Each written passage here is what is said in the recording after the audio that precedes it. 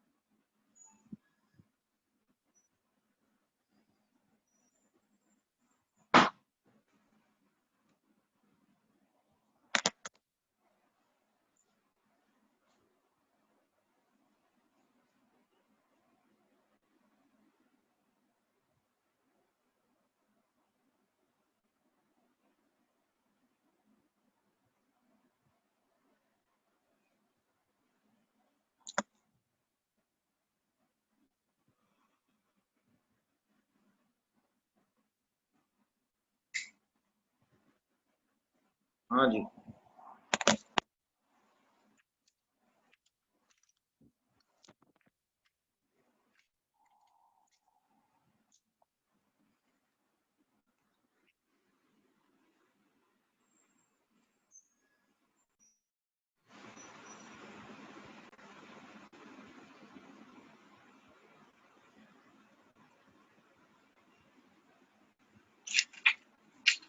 अभी आप में से किसी ने सवाल मुझे लिख के दिया है 14, जो कल मैंने एक्सरसाइज करा रहा था, प्रैक्टिस की बुक का क्वेश्चन है, ठीक है। मैं एक सवाल और आप लोगों को दे रहा हूँ, हम लोग करते हैं। जैसे कल हमने किया था, एडजस्टमेंट को सॉल्व किया था, तो अब्दुल्ला मसूद ने मुझे एक मैसेज किया है। मेरी आवाज़ आ रही है आप लोगों को? भाई थोड़ी हल्की आवाज़ जी आएगी सर। आप। आज थोड़ी हल्की आवाज़ निकल रही है भाई।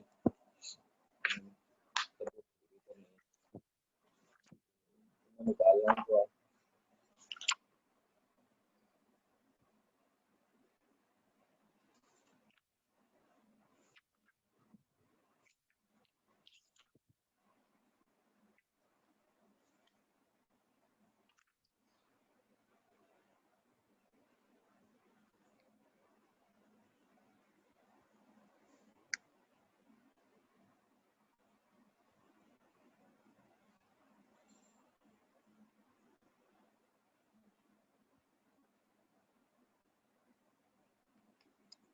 हाँ भाई, एक सवाल मैं आप लोगों को,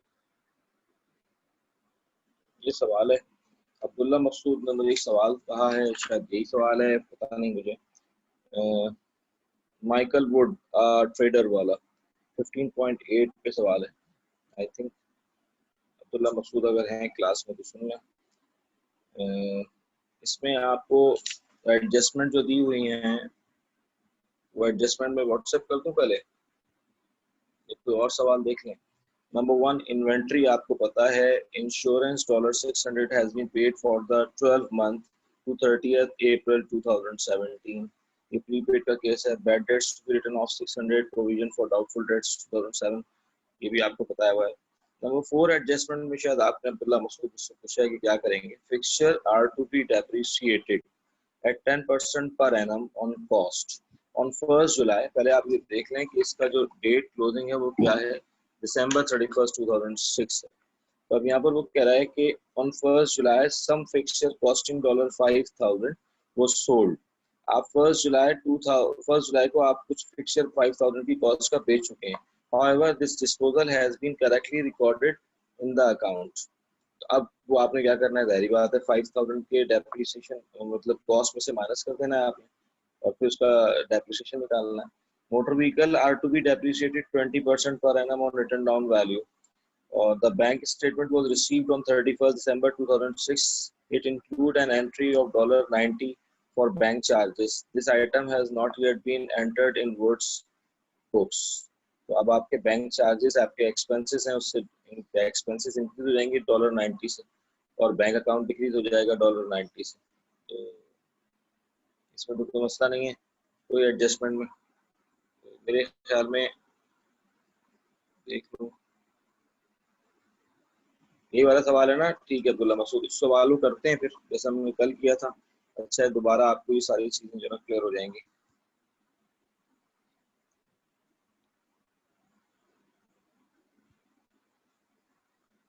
मैं ये व्हाट्सएप कर रहा हूँ आप लोगों को क्वेश्चन।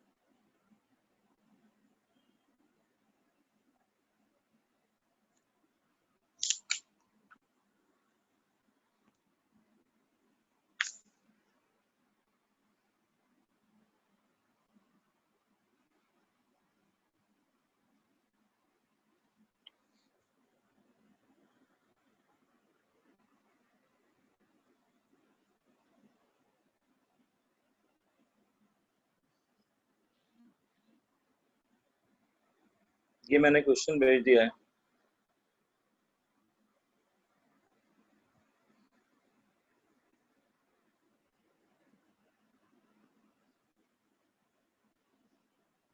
अब जरा इसकी एडजस्टमेंट पढ़ते हैं और आपको सॉल्व कराते हैं, देखते हैं कि आप कितना कर सकते हैं, कितनी इम्प्रूवमेंट है आपके पास।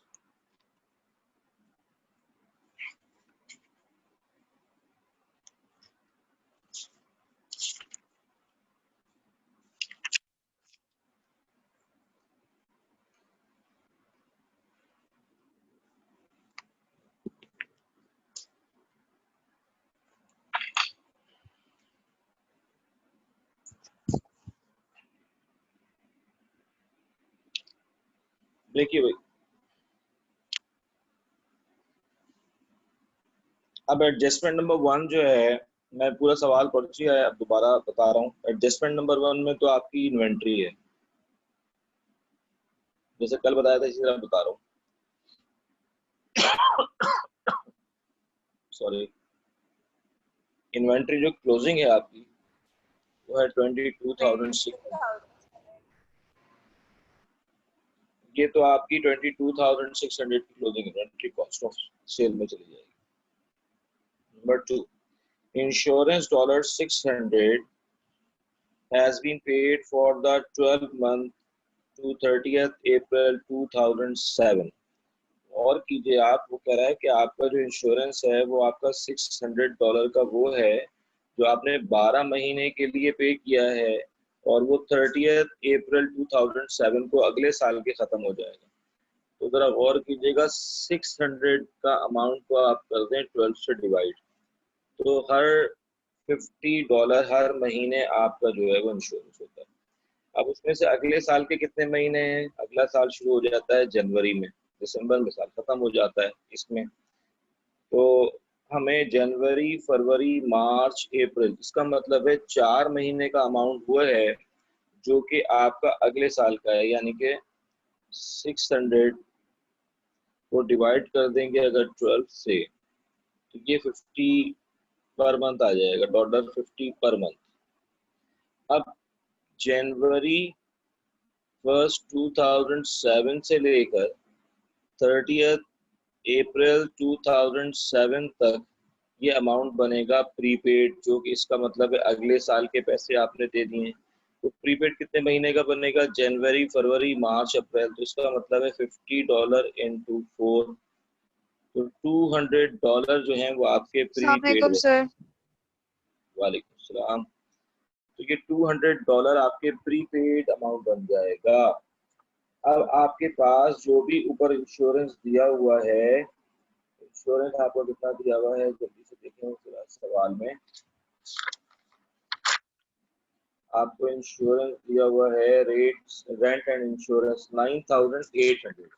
तो इसका मतलब ये हुआ कि जो आपका 9800 का इंश्योरेंस है, उसमें से $600 का वो इंश्योरेंस था जो आपने 1 साल के लिए एडवांस पे किया था, जो कि खत्म होना था अप्रैल में। इसका मतलब है इसमें से $200 का अमाउंट वो था जो प्रीपेड है, और बाकी 9800 में से 200 माइनस कर दें तो बचे 9600। ये आपके एक्सपेंसेस में चले जाएंगे, ये आपके एक्सपेंसेस में चले जाएंगे और ये आपके प्रीपेड हो जाएंगे। तो टोटल आपका हिसाब किताब ये हो जाएगा कि जो भी प्रीपेड होता है वो आपका टोटल एक्सपेंसेस में से माइनस हो जाता है। इसमें कोई कंफ्यूजन अगर नहीं है तो मैं आगे चलता हूँ, अगर कंफ्यूजन है तो आप मुझसे डिस्कस कर सकते हैं। सर इंश्योरेंस 4600 नहीं है? अरे देख लेता हूँ मैं, शायद मैंने देखने में गलती कर दी। 1 2 3 4, 1 2 3 नहीं बेटा, 1 2 3, 1 2 3 9800 है, नहीं 4600 सही है, 4600। वो तो देखने में जरा सा, 4600 माइनस 200, तो ये 4400। ठीक है, तो मैं दरअसल ये कुछ सामने से लाइनें नहीं आ रही उसमें तो कंफ्यूजन हो जाती है। तो ये लिखा हुआ है rent and insurance 4600, fourth account है ना, 1 2 3 4, 1 2 3 4, 4600। तो सही है लाइबा। तो ये 4600 में से 200 का अमाउंट वो है जो कि आपने जो है वो एडवांस पे किया हुआ है अगले साल के लिए, बाकी 4400 आपका एक्सपेंसेस में चला जाएगा। तो एडजस्टमेंट नंबर 2 तो हो गई आपकी क्लियर। अब आ जाए आप एडजस्टमेंट नंबर 3 पर। तो एडजस्टमेंट नंबर 3 जो है वो आपकी क्या है? तो बहुत आसान है। चलें एडजस्टमेंट नंबर 3 और 4 आप लोग मुझे डिफाइन करके जल्दी जल्दी बताइए, ताकि मैं तो इसको मुतमईन हो जाऊँ कि यार मैं इतनी मरतबा करा दिया प्रोविजन फॉर डाउटफुल डेट्स। जल्दी से बताइए, इसमें बेड डेट्स पता है हमें, एक्सपेंस जाएगा। जल्दी से बताइए इसमें इंक्रीज और decrease in provision for doubtful dates क्या आएगा,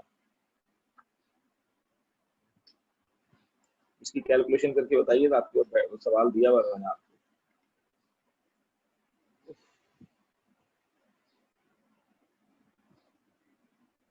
सर 60 से इंक्रीज होगा। गुड। और कोई लोग?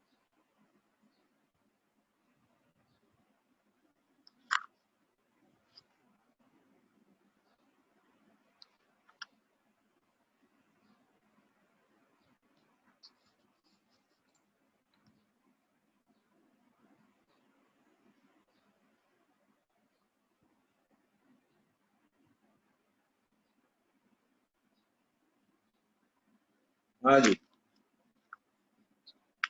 और कोई नहीं बता रहा?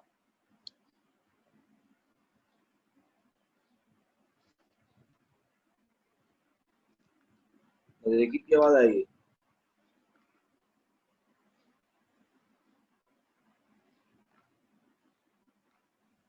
सर मेरे पास बार बार डिस्कनेक्ट हो रहे हैं। क्वेश्चन व्हाट्सएप पे तो है यार, देख तो लो पहले सवाल। चलो अब देखते हैं, हम आप लोग, मैं बताता हूँ आपको। अच्छा जी, बैड डेट्स आपका तो दिया हुआ है 600। इसमें तो कोई दूसरी बात ही नहीं है कि जब आपको बैड डेट्स दिया हुआ हो तो वो डायरेक्टली एक्सपेंसेस में जाता है। अब एडजस्टमेंट नंबर 3 में ही वो कह रहा है कि बैड डेट्स तो हो गया आपका 600, लेकिन प्रोविजन फॉर डाउटफुल डेट्स का जो एस्टिमेशन है वो 6% ऑफ ट्रेड रिसीवेबल है। तो मैंने आपको बात बताया था कि इसके लिए आप क्या करते हैं, बैलेंस कैरेड डाउन लिख लेते हैं। जो भी प्रोविजन फॉर डाउटफुल डेट्स का बैलेंस कैरेड डाउन आपको सवाल में दिया हुआ है, तो प्रोविजन फॉर डाउटफुल डेट्स का बैलेंस कैरेड डाउन आपको दिया हुआ है 500 का। हमने बताया था कि प्रोविजन फॉर डाउटफुल डेट्स का कैरेड डाउन का मतलब क्या होता है। इसका मतलब होता है, सॉरी, कैरेड डाउन तो आपको कैलकुलेट करना है, ब्रॉड डाउन आपको दिया हुआ है 500 पे। इस बात का मतलब ये है कि आपने साल के शुरू में अंदाजा लगाया हुआ है कि आपके पैसे जो है वो 500 नहीं मिल पाएंगे।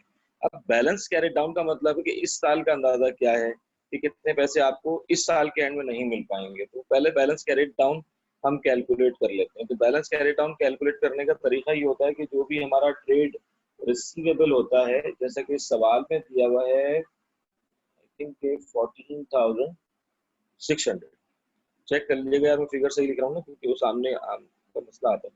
14,600 आपका ट्रेड रिसीवेबल है, उसमें से 600 का तो आपका हो गया बैड डेट्स। तो अब आपके जो कस्टमर से पैसे रिसीवेबल हैं एक्चुअल वो हैं 14,000।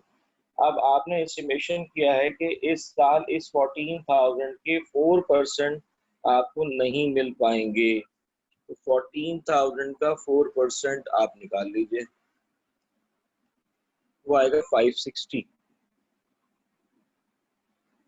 इस साल आपका अंदाजा है कि आपको 560 नहीं मिल पाएंगे, और पहले से आपका जो अंदाजा था वो, बल्कि इसको यहाँ कर प्रोविजन फॉर डाउटफुल डेट्स 550। अब इसमें से आप लेस कर देंगे provision for doubtful dates brought down का अमाउंट ये शो करता है कि आपका पैसा जो है वो पहले 500 डूबने के चांसेस थे, अब 560 हैं। तो 60 जो है वो आपका कहलाएगा increase in provision for doubtful dates. बिल्कुल सही बताया था अब्दुल्ला मकसूद ने। तो इसका मतलब है कि अमाउंट भी एक्सपेंसेस में चला जाएगा $60 का। एक तो 600 जाएंगे और एक 60 जाएंगे। तो आपको ये बात उम्मीद है समझ में आ रही होगी, बड़ी आसान सी थी, और मैं बहुत मरतबा आप लोगों को अब क्लियर कर चुका हूँ। हर सवाल में तकरीबन ये बात आती है। तो एडजस्टमेंट नंबर 3 में तो बात वही लेकर आ गए। अच्छा, अब आ जाए एडजस्टमेंट नंबर 4। अब एडजस्टमेंट नंबर 4 में क्या कह रहा है वो भी सुनिएगा जरा। पहले आपसे भी पूछूंगा फिर सर मुझे बता दें कि वो प्रोविजन फॉर डाउटफुल डेट की जो ना वो एक्सपेंसेस में कैसे लिखेंगे। जहाँ प्रोविजन फॉर डाउटफुल डेट होगा वहाँ पे 560 लिखेंगे। उसके अलावा बेटा increase in provision for doubtful debt 60 आएगा ना एक्सपेंसेस में। नहीं आपको अभी तो पूरी सर, फाइल बनाइए, एक्सपेंसेस में तो एक्सपेंसेस में 60 आएगा ना। सही है सर, एक्सपेंसेस में 60 आएगा। मैं स्टेटमेंट ऑफ फाइनेंशियल पोजीशन का पूछ रही थी। हाँ, स्टेटमेंट ऑफ फाइनेंशियल पोजीशन में एक बात अपने दिमाग में बिठा लो बेटा कि स्टेटमेंट ऑफ फाइनेंशियल पोजीशन में हमेशा बैलेंस कैरेड डाउन आता है, हमेशा बैलेंस कैरेड डाउन आता है। उसका आपके इस बात से कोई ताल्लुक नहीं होता कि इंक्रीज है या डिक्रीज है, हमेशा बैलेंस कैरेड डाउन माइनस करते हैं और जो परसेंटेज अप्लाई की उसकी अप्लाई करते हैं। यानी कि स्टेटमेंट ऑफ फाइनेंशियल पोजीशन में हम ट्रेड सर आपकी आवाज़ बहुत 14,000, हल्की आ रही है। या वैसे तो आज मैं हल्के बोल भी रहा हूँ, लेकिन कोशिश करता हूँ कि तेज बोलूं। हम क्या करेंगे, 14,000 जो है, अब आवाज सही आ रही है? जी यस सर। अब 14,000 हम ट्रेड रिसीवेबल के नाम से लिखेंगे प्रोविजन फॉर डाउटफुल डेट्स में। और हमेशा याद रखना उसमें से प्रोविजन फॉर डाउटफुल डेट्स का बैलेंस कैरेट डाउन जो हमने कैलकुलेट किया होता है, हमेशा स्टेटमेंट ऑफ फाइनेंशियल पोजीशन में से वो माइनस होगा। इंक्रीज और डिक्रीज का कॉन्सेप्ट का इससे स्टेटमेंट ऑफ फाइनेंशियल पोजीशन से कोई ताल्लुक नहीं होता इस सवाल में, क्योंकि इंक्रीज हुआ है तो वो एक्सपेंसिव में जाएगा इनकम स्टेटमेंट के हवाले से। अब समझ में आ गई लाइबा बात? Yes sir. लाइबा ठीक। अच्छा अब बेटा एडजस्टमेंट नंबर 4, एडजस्टमेंट नंबर 4 के ऊपर बात हो रही है। कह रहा है fixture are to be depreciated at 10% per annum on cost fixture जो है वो आपके डेप्रिशिएट हो रहे हैं per annum on cost 10%. On 1st July some fixture costing $5,000 was sold. आप 1st जुलाई को फिक्सचर 5,000 का सोल्ड कर चुके हैं. However this disposal has been correctly recorded in the accounts. अब आप बताएं कि इसमें क्या करेंगे. कोई जरा मुझे हिंट देगा तो मुझे समझाएगा इसके बारे में.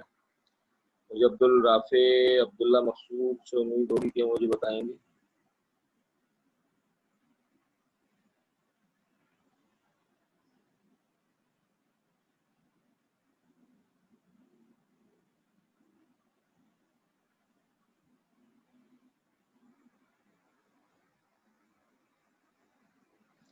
ये हिबा, आपने 560 क्यों लिखा था बेटा? तुम्हारा कॉन्सेप्ट क्लियर नहीं हुआ क्या अभी तक? हिबा, सर मैंने वो ब्रॉड डाउन से माइनस नहीं करके करा था, इसीलिए 560 आ गया था। ये तो बहुत खतरनाक बात है ना बेटा. दोनों का डिफरेंस आता है हमेशा, ब्रॉड डाउन और कैरी डाउन का. अच्छा, अब ये वाला एडजस्टमेंट जरा बताओ भाई. एडजस्टमेंट नंबर 4 की कौन कौन तो मुझे बता सकता है क्या करेंगे एडजस्टमेंट नंबर 4 में? आसान सी बात है. Fixture are to be depreciated 10% on per annum on cost. On 1st July some fixture costing $5,000 was sold. आप 5,000 की कॉस्ट का तो फिक्सचर बेच चुके हैं. However, this disposal has been correctly recorded in the accounts. इस बात का मतलब कोई समझाएगा मुझे? अब्दुल्ला मसूद या अब्दुल राफे, यूसुफ असलम, सर कबीर अगर है? जैसे 5,000 के उसने अपना भेज दिया तो 5,000 के ऊपर की जो प्रोविटी तो वो भी माइनस देंगे क्या उस पे निकाल? पहले तो तुम अपनी बताओ कि क्या करेंगे, फिर मैं बताऊंगा. मुझसे पूछोगे तो फिर मसला हो जाएगा. तुमने फिक्सचर एंड फिटिंग्स की बात हो रही है अभी, ठीक है? सर मुझे फिक्सचर्स फिक्सचर बता एंड दें क्या फिटिंग की चीज़ है? बात. बेटा furniture, furniture, fixture, fittings, cupboards, जितने भी आपके फिक्सचर्स होते हैं जो आपके बिजनेस में यूज हो रहे होते हैं, जस्ट लाइक कबर्ड्स हैं, रैक्स हैं, आपकी फिटिंग्स हैं, वायरिंग वगैरह होती हैं, ये सब फिक्सचर एंड फिटिंग्स कहलाती हैं. सर करंट एसेट में तो नहीं जाएगा 5,000 भेजा? नो, और फिक्सचर एंड जो 15,000 जो पीछे बचेगा उसका 10% लगा देंगे. 5,000 की बात तुम सही करो. 5,000 कहाँ जाएगा वो अलग बात है. आपने फिक्सचर फिक्सचर एंड फिटिंग जो है उसका डेप्रिसिएशन कितना है? 10%। ऑन कॉस्ट है 10%. बस अब तो समझ जाओ यार.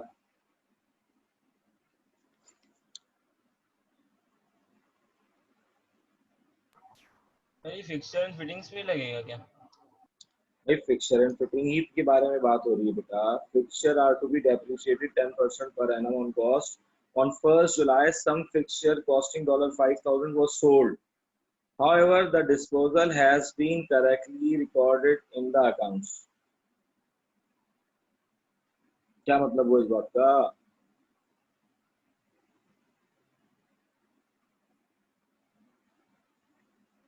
मतलब समझा दो. चलो क्या मतलब डिस्पोजल का समझ या में तो आया? अकाउंट पहले से ही करके दे दिया ट्रायल बैलेंस, हमें माइनस सर ये वगैरह नहीं पहले करना ऊपर दिया होगा. हुआ है ना एक प्रोविजन फॉर डेप्रिसिएशन फिक्सचर 1 जुलाई 2006, उसके आगे 5,000 दिया हुआ है. जी, वो तो प्रोविजन फॉर डेप्रिसिएशन है ना. 1st जुलाई 2006, 1st जनवरी 2006 है बच्चे. अच्छा 1st जनवरी 2006 है. इसका मतलब है कि ये तो आपका डेप्रिसिएशन का दिया हुआ है ना. इसका डेप्रिसिएशन मर्जी जो आपने बेच दिया है फिक्सचर. आपने तो बेच दिया ना फिक्सचर. कब बेचा है? आप डेट तो देखो फिक्सचर की बेचा कब है. जरा खुद से सोचो. 1st जुलाई को आपने फिक्सचर बेचा और 1st जनवरी दिसंबर 31st 2005 तक का डेप्रिसिएशन आपने निकाला हुआ है. तो आपने जो फिक्सचर बेचा है 6 महीने उसको और इस्तेमाल किया, उसका 6 महीने का डेप्रिसिएशन भी आपने रिकॉर्ड नहीं किया होगा.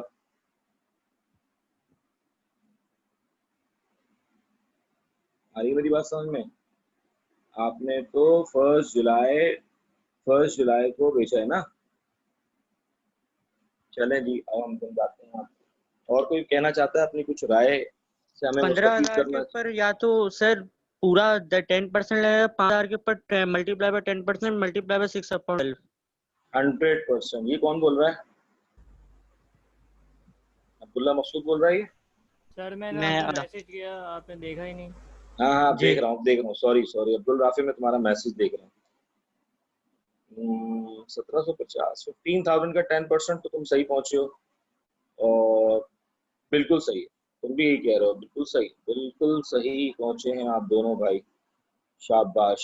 मैं यही चाह रहा था यार, खुद तो कुछ कोशिश करो। बिल्कुल सही है। देखो भाई, अच्छा भाई, और लाइबा पहुंची? हिबा, लाइबा, अनंता, आप में से कोई पहुंचा? इसकी बहुत तो इतनी मुश्किल चीज नहीं है। सर डेप्रिसिएशन 1500 आएगी। हाँ देखो बेटा, डेप्रीसिएशन कैसे नहीं आई निकालेंगे? है। आपकी चीज जो है वो 20,000 की है, इस 20,000 में से 5,000 की आपने डिस्पोज ऑफ कर दी थी 6 महीने पहले, यानी कि 1 जुलाई को। तो ये जो आपके पास 15,000 रह गया है, इस 15,000 का डेप्रीसिएशन जब आप निकालेंगे, डेप्रीसिएशन की बात हो रही है, जब आप 15,000 का डेप्रीसिएशन निकालेंगे 10%, तो वो आएगा 1500 एक साल का पूरा। लेकिन बाकी जो आपकी डिस्पोजल हुई है 5,000 की, वो 6 महीने तो चला है ना, उसका डेप्रीसिएशन भी तो होगा ना यार। वो स्टूडेंट भूल जाते हैं, जो इन दोनों को से मैं चाह रहा था, तवक्का कर रहा था, वही इन्होंने अच्छा किया। इस 5,000 का 10% ही तो निकलेगा, लेकिन वो 6 महीने का निकलेगा, क्योंकि 1 जनवरी, फरवरी, मार्च, अप्रैल, मई, जून, 6 महीने का तो डेप्रीसिएशन हुआ ना, तो वो 6 महीने का डेप्रीसिएशन और निकलेगा। 15,000 का पूरे साल पर निकलेगा, 5,000 पर 6 महीने का निकलेगा। तो कितना आया था बच्चे? 15,000 का 5,000 का 500, 250। ठीक है, टोटल आ जाएगा 70 और 10% पर मंथ है क्या? है, कहीं लिखा हुआ है नहीं, आपने इसको 10%? अरे आपने 10% 10%। पर एनम लिखा हुआ है, 6/12 किया है ना बेटा। 10% से पूरे साल का निकला, पूरे साल को 12 से डिवाइड किया, 6 से मल्टीप्लाई किया, तो 6 महीने का ओके, निकल हाँ गया। ठीक है। ठीक है, तो टोटल डेप्रीसिएशन आ गया सारी बात दोबारा समझा दें। 1750। हाँ मुझे पता है बेटा, मुझे दोबारा नहीं 4 मरतबा समझाना पड़ेगी। 20,000 की चीज थी, ये देखिए, फिक्सचर या फर्नीचर का अकाउंट था 20,000 का। लाइबा देख लीजिएगा बेटा, उसमें से आपने 5,000 की फिक्सचर डिस्पोज ऑफ कर दी थी जुलाई में, तो अब आपके पास जो फिक्सचर बचा था वो 15,000 का था। आपके पास जो फिक्सचर बचा था वो 15,000 का था, तो 15,000 का जो फिक्सचर बचा उसका तो डेप्रीसिएशन आपने, वो तो चल रहा है पूरे साल का इस्तेमाल हुआ, वो तो जनवरी से लेके दिसंबर तक पूरा 15,000 का डेप्रीसिएशन लगेगा। तो आपने क्या किया, आपने 15,000 का डेप्रीसिएशन 10% निकाला, और बाकी 5,000 का जो डेप्रीसिएशन था, जो डिस्पोज हुआ था, जो जनवरी, फरवरी, मार्च, अप्रैल, मई, जून तक चला था, उसका 6 महीने का डेप्रीसिएशन आपने लिख लिया। तो इस तरीके से ये पूरा डेप्रीसिएशन हो गया 1750 का। दोबारा समझा दूं लाइबा? No sir. नहीं समझ में आया तो सर लाइबा, आ गया। है ना, आ गया। अनंता, अनंता है क्लास में? अनंता ने सवाल तो किया था, लेकिन अभी नहीं है। अच्छा, साथ सलाम, आपकी समझ में आया बेटा? जी सर, समझ में नहीं आया तो शर्माने की कोई बात नहीं है भाई, नहीं सर। अगर नहीं आया तो आप दोबारा भी पूछ सकते हैं, कोई इसमें इशू नहीं है। Okay sir. आ गया समझ में या दोबारा बताऊं? सर मुझे आ गया समझ में। गुड। अच्छा जी, अब आप इसके बाद एडजस्टमेंट, जब आप, अच्छा इसकी तो हो गया इनकम स्टेटमेंट में डेप्रिसिएशन कितना जाएगा। अब आप मुझे बताएं कि यही फिक्सचर का अकाउंट जब आप स्टेटमेंट ऑफ फाइनेंशियल पोजीशन में लिखेंगे, तो वो 3 कॉलम बनाते हैं, आपको याद होगा। उसके अंदर ऐसे ही बता रहा हूँ, फर्नीचर का अमाउंट जो लिखेंगे वो कितना लिखेंगे? 15,000। पहली बात है 5,000 का तो बिक गया, अब आप उसका डेप्रिसिएशन जब लिखेंगे तो कोई इशू नहीं है उसमें। डेप्रिसिएशन जो लिखेंगे, यहाँ पर जो डेप्रिसिएशन लिखते हैं वो कितना लिखेंगे, वो अमाउंट भी आप लोगों को देखना पड़ेगा कि आप वो कितना लिखेंगे। ठीक है, स्टेटमेंट ऑफ फाइनेंशियल पोजीशन। अब ये आप लोगों को मैंने ट्रिक बताई हुई है कि उसका डेप्रिसिएशन कैसे लिखते हैं। जो डिस्पोजल हो जाता है वो डेप्रिसिएशन माइनस हो जाता है, इशारा दे रहा हूँ। अच्छा जी, एडजस्टमेंट नंबर नेक्स्ट क्या था इसमें, 15.8 के बाद 5, motor vehicle are to be depreciated at 20% per annum on written down value। तो ये तो बड़ा आसान है। 5 में वो कह रहा है कि मोटर व्हीकल का डेप्रिसिएशन निकाल लो। तो डेप्रिसिएशन एक्सपेंस जब मोटर व्हीकल पर डिमिनिशिंग बैलेंस मेथड अप्लाई कर रहे हैं यहाँ पर, तो अब मोटर व्हीकल की जो कॉस्ट है वो 6000 है। मोटर व्हीकल की जो कॉस्ट है वो 15,000 है,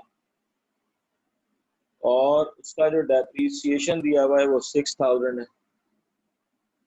तो 15 डिमिनिशिंग बैलेंस मेथड में हमेशा जो भी कॉस्ट होती है उसमें से उसका पुराना डेप्रिसिएशन पहले माइनस कर दिया जाता है। तो 15,000 माइनस 6000, ये आ गया 9000।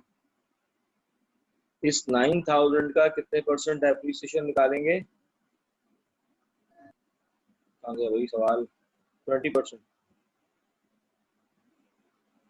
20%, ये आ जाएगा आपका 1800। तो 1800 इसका डेप्रिसिएशन आ जाएगा, इसमें कोई मसला नहीं है। अच्छा जी, आखिरी मैंने पहले ही बता दी थी आपको, the bank statement was received on 31 दिसंबर 2006। वो कह रहा है जब आपका बैंक स्टेटमेंट 31 दिसंबर 2006 को रिसीव हुआ, it include an entry of $90 for bank charges. उसमें जो है बैंक स्टेटमेंट में बैंक चार्जेस के नाम से बैंक वालों ने आपके अकाउंट को डेबिट यानी कि डिडक्ट किया हुआ था $90 से। The item has not yet been entered in. 6000 कहाँ से लाया, क्या मैंने ऊपर देखो बेटा, मोटर व्हीकल का अकाउंट दिया हुआ है 15,000 ये प्रीवियस डेप्रिसिएशन है ट्रायल ना बैलेंस, 6000। हाँ प्रीवियस, और उसके साथ उसका प्रोविजन फॉर डेप्रिसिएशन दिया हुआ है। क्योंकि रिड्यूसिंग या डिमिनिशिंग बैलेंस मेथड होता है, तो डिमिनिशिंग बैलेंस मेथड का फॉर्मूला होता है cost minus provision for depreciation multiply by rate. तो कॉस्ट है 15,000, उसका ऑलरेडी डेप्रिसिएशन है 6000। ओके 15,000 में से 6000 माइनस कर दिया और उसका 20% निकाल लिया। ठीक है। ठीक है। अच्छा, एडजस्टमेंट नंबर 6, बैंक चार्जेस। अब आपके बैंक चार्जेस बैंक ने डिडक्ट कर लिए थे, तो बैंक चार्जेस आपके एक्सपेंसेस होते हैं $90 के, तो वो एक्सपेंसेस इनकम स्टेटमेंट में चले जाएंगे। ठीक है भाई, और स्टेटमेंट ऑफ फाइनेंशियल पोजीशन में आपका जो बैंक अकाउंट में पैसा पड़ा हुआ उसमें से $90 कम हो जाएंगे। अब आप देखें बैंक अकाउंट में आपका कोई पैसा कितना पड़ा हुआ है,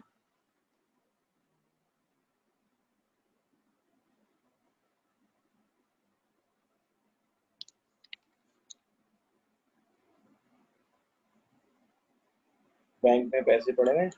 अब बैंक में आपके पैसे पड़े हुए हैं 1600 आई थिंक, देखिएगा जरा 1600 है या सामने रखने आ रहा हूँ, मुझे लगता है 500 माइनस में है। हाँ 500 माइनस में है, देखिएगा जरा आपका जो बैंक अकाउंट है क्रेडिट साइड पर दिया हुआ है ना, 500 माइनस के हैं। इसका मतलब है कि आपका बैंक जो है वो पहले से माइनस में जा रहा था 500, अब आपने जब उसमें से माइनस किए 90, तो इसका मतलब क्या हुआ, आपका बैंक ओवरड्राफ्ट कितना हो गया 590। तो अब आप बैंक को जब लिखेंगे करंट लायबिलिटी में लिखेंगे और कितने अमाउंट से लिखेंगे 590, क्योंकि पहले से आप माइनस में जा रहे थे मजीद, और आपका बैंक अकाउंट 90 से जब माइनस हो जाएगा तो माइनस माइनस प्लस, तो आपका बैंक ओवरड्राफ्ट है वो हो जाएगा 590। बात समझ में आती है, इसमें कोई कंफ्यूजन ये वुड्स बुक इनकम स्टेटमेंट है ना, है? नीचे लिखा हुआ है इन्होंने हाँ the item has not yet been entered in Woods book, तो ये इनकम हाँ, स्टेटमेंट तो वुड्स कौन है, ओनर है ना। हाँ नहीं नहीं, वुड्स बुक का मतलब होता है कि ओनर का जो नाम है ना वो माइकल वुड है, वो कह रहा है कि वुड्स की अपनी जो बुक्स होती हैं जिसमें वो रिकॉर्डिंग करता है उसके अंदर रिकॉर्डिंग नहीं हुई, तो आप उसको रिकॉर्ड करके सही करें। बुक्स का मतलब है कि आप उसकी prime book of prime entry जो होती हैं, जिस तरह बैंक अकाउंट होता है, कैश अकाउंट होता है, जितनी बुक्स होती हैं उनको अकाउंट्स कहते हैं, उसमें रिकॉर्ड नहीं हुआ। उसमें रिकॉर्ड नहीं हुआ तो ट्रायल बैलेंस में भी नहीं हुआ। तो जब ट्रायल बैलेंस में नहीं हुआ तो जाहिर बात है इनकम स्टेटमेंट और स्टेटमेंट ऑफ फाइनेंशियल पोजीशन में भी रिकॉर्ड होने से रह गया। तो वो कह रहा है कि जब आप उसको रिकॉर्ड करेंगे तो उससे आपका फाइनेंशियल स्टेटमेंट सही होगा। ये थी काम। सही है भाई, तो जरा इनकम स्टेटमेंट इसका बनाएं, स्टेटमेंट ऑफ फाइनेंशियल पोजीशन आप खुद बनाइएगा ताकि देखते हैं बराबर आ रही है या नहीं आ रही।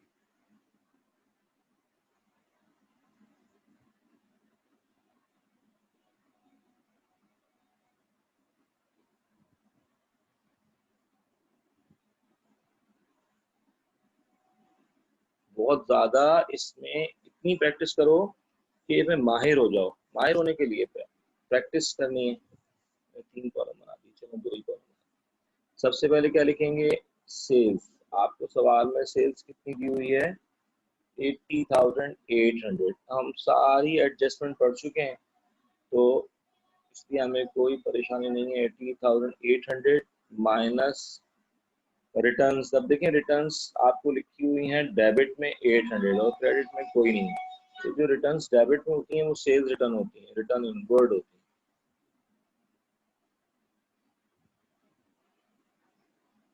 तो रिटर्न इनवर्ड आपको दी हुई है 800, आप माइनस कर देंगे तो आपके पास आ जाएगा 80,000। ये आपके पास आ जाएगी नेट सेल्स। नेट सेल की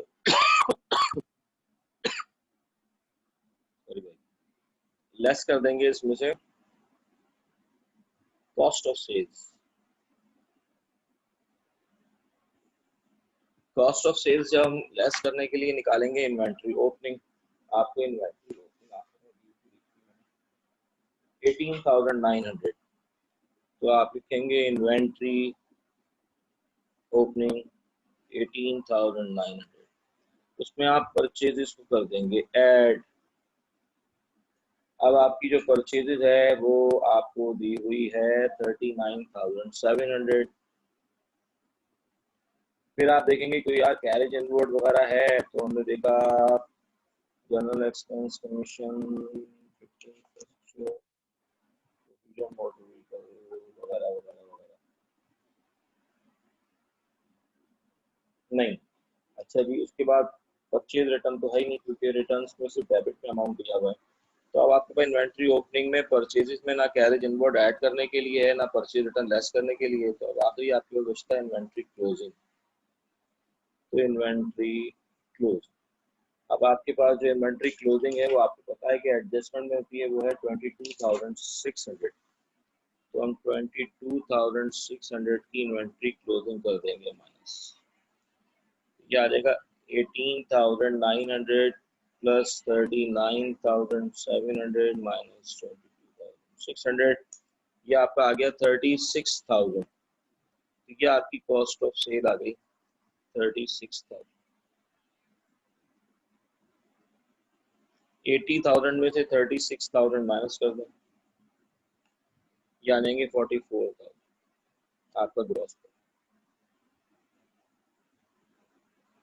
इस ग्रॉस प्रॉफिट में से अब आपको कोई इनकम दी हुई है, पहले आप वो देख लीजिए।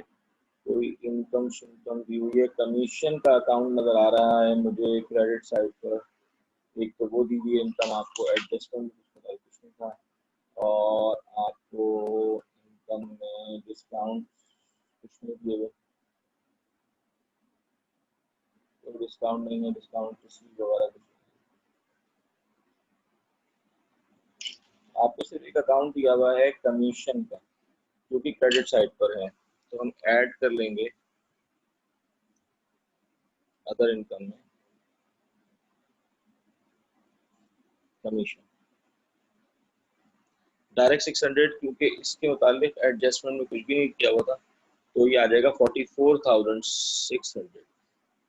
अब आप इसमें से एक्सपेंसेस करेंगे माइनस, तो एक्सपेंसेस जब आप माइनस करते हैं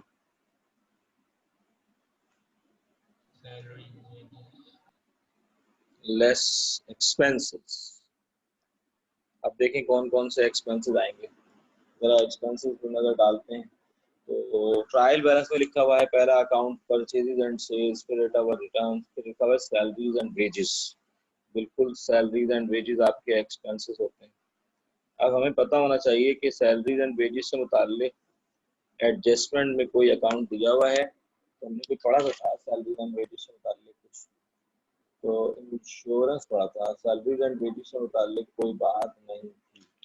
सैलरीज एंड वेजेस से मुताल्लिक कोई बात नहीं थी तो आप उसको एज इट इज कॉपी कर लें। सैलरीज एंड वेजेस आपकी कितनी है 9800, तो 9800 सैलरीज एंड वेजेस के बाद रेंट एंड इंश्योरेंस को हमने कैलकुलेट किया था, तो रेंट एंड इंश्योरेंस वो था 4600, तो उसमें से हमने 200 का प्रीपेड का अमाउंट कैलकुलेट किया था और माइनस कर दिया था, तो हमारा बचा था रेंट एंड इंश्योरेंस 4400 जो एक्सपायर हो गया।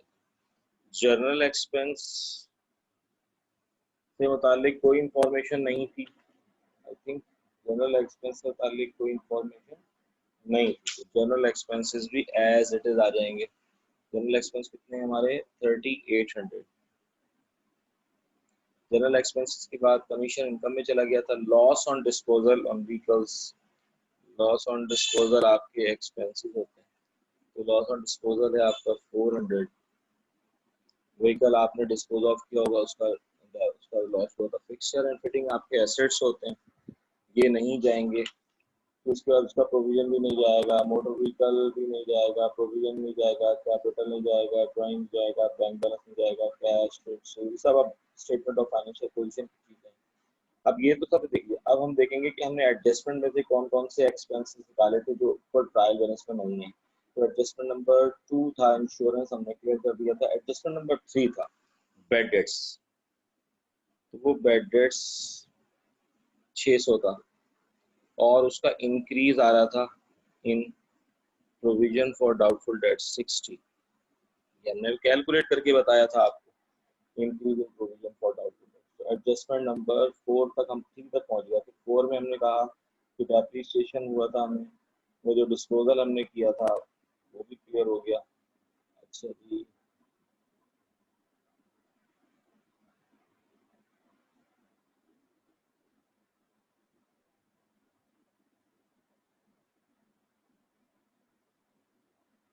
Motor vehicle are to be depreciated at 20% per annum, तो डेप्रिसिएशन हमारा फिक्सचर का था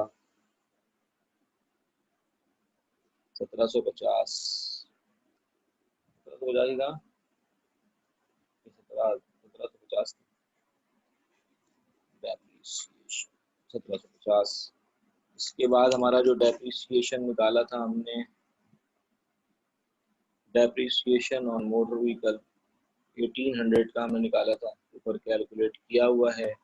फिर उसके बाद बैंक चार्जेस थे, bank charges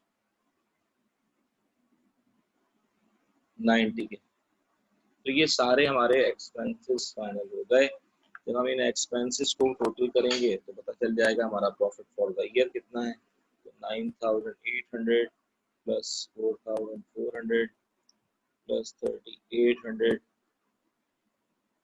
plus 400 plus 600 plus 60 plus 1750 plus 1800 plus 90, ये आपके आ गए 22,700। अब आप 22,700 जो है वो आप कर देंगे माइनस, जगह नहीं है तो ऐसे लिखा 22,700। जब आप 22,700 माइनस करेंगे तो आपका 44,600 माइनस 22,700, ये आपका आ जाएगा 21,900 प्रॉफिट फॉर द ईयर। अब देखते हैं कि आप लोग इसकी स्टेटमेंट ऑफ फाइनेंशियल पोजीशन जब बनाएंगे तो आप कैसे। सर उसमें ना मैंने अभी बैलेंस शीट बनाई थी तो उसके अंदर 5000 का ही मसला आ रहा है। प्रॉफिट भी आपका सही है, सिर्फ नॉन करंट एसेट का पार्ट दिखा दो के अंदर क्या अमाउंट है। नॉन करंट एसेट का अमाउंट तो मैं वही तो कह रहा हूँ बच्चे, अब तो तुम यहाँ तक पहुंच गए ना। असल गलती तो तुम पहुंच गए, 5000 का फर्क आ रहा है, तुम उसको एडजस्ट करके मुझे बताओ एक और तरीके से, दिमाग लगाओ बराबर लाने के लिए क्या करेंगे। लेकिन income statement of financial position में जो है वो खुद बनाकर मुझे दिखाओ। तुम्हारा 5,000 का फर्क आ रहा है, किसी और का क्या पता वो भी ना आए और ज्यादा आ जाए। थोड़ा होमवर्क है करके दिखाओ, दिमाग लगाओ, क्या करेंगे। बस एक इशारा दे रहा हूँ कि डेप्रिसिएशन जो हमारा होता है वो हमेशा माइनस होता है जो डिस्पोजल हो जाता है। क्या करेंगे, किस तरह करेंगे, इतना लिखना है। जरूरी नहीं 5,000 का फर्क तुम्हारा आ रहा है तो 5,000 फोकस करो, क्या पता कोई और गड़बड़ कर रहे हो तो। देखते हैं राफे वगैरह क्या करते हैं, चांस देता हूँ ना मैं जरा और।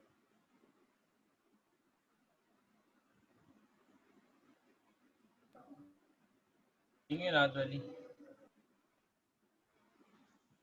यार रात वाली क्लास बिल्कुल लेंगे, तबीयत बस जैसे ही बेहतर होगी थोड़ी सी लेंगे। तबीयत कल भी गड़बड़ थी, वो खांसी हो रही ना बोलते हुए तो मेरा गला गड़बड़ हो रहा था। मैंने कहा यार इस वजह से कल भी क्लास नहीं ले पाया मैं। तो टेबल बहुत करीब आ गए ना वो लेवल कल के। हाँ चलो, तुम्हारी तो फायदा है यार। तो इतना मैं तो तुम्हें पहले ही कह चुका हूँ, अपने वो लेवल के पेपर को ज्यादा वो करो, कोई निकल भी जाएगी क्लास तो मैं करा दूंगा, कोई परेशान होने की जरूरत नहीं। ठीक है, ओके। कोई भी परेशान होने की जरूरत नहीं, मैं करा दूंगा। आप अपना ओ लेवल वाला पेपर पे ग्रेड अच्छे लाओ जरा, और बाकी जो लोग हैं वो लोग अपनी प्रैक्टिस करें। भाई लाइबा, अब्दुल्ला जावेद, तुम आते नहीं हो यार। अब्दुल्ला जावेद तुम कल भी नहीं आए थे मेरी क्लास में कल। खैरियत है भाई, तुम रेगुलर क्यों नहीं होते यार? सर वो मेरा स्केड्यूल थोड़ा ऑफ था और मैं मेरी नींद पूरी नहीं हो रही थी अभी। तो बेटा नींद पूरी करो ना अब यार, आऊंगा लेकिन। थोड़ी नींद तो पूरी करना जरूरी है भाई। चलो आप अल्लाह हाफिज। मैं ये पिक्चर भेज दूंगा इसकी यार। सर मैं जी बेटा, लाइव बोलिए। फिक्सचर या फिटिंग्स की डेप्रिसिएशन वाली अमाउंट में क्या लिखेंगे? फिक्सचर एंड फिटिंग की डेप्रिसिएशन वाली अमाउंट में बताया था मैं 1750। तो सर उसमें 5,000 ऐड 17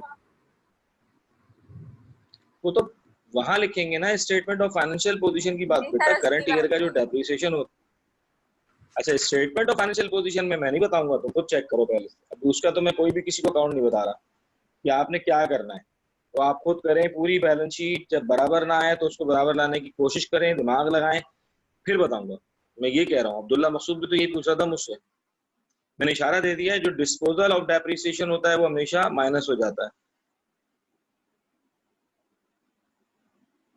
अब तो खुद दिमाग लगाओ, बराबर करना है। ये ओ लेवल वाली ही बात है, कोई ए लेवल वाली एक ही जैसा पेपर है ये। नहीं समझ में आएगा बता दूंगा, रात में बता दूंगा। ठीक है,